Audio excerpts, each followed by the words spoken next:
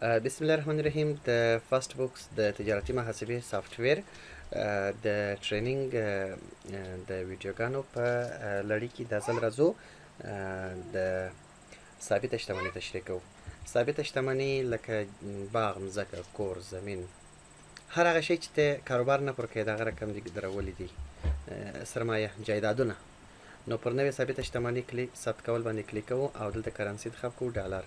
د څو فرض مثال په ډالر باندې موږ لرو.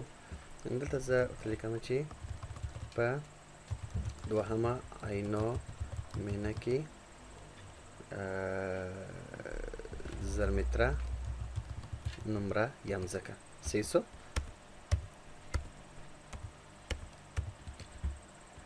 څو دانې دي؟ 1000 متره نمره 2 دانې دي یا یوه دانه ده. صحیح دی. نرخ یې څو دی؟ فرض مثال دانه موږ ته چې موږ دا رانیولې ده هغه په 10000 ډالره باندې موږ رانیولې ده مثال. صحیح دی.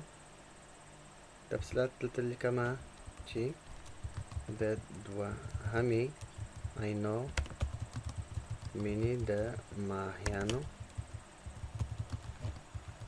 د فوارې څخه درودیشم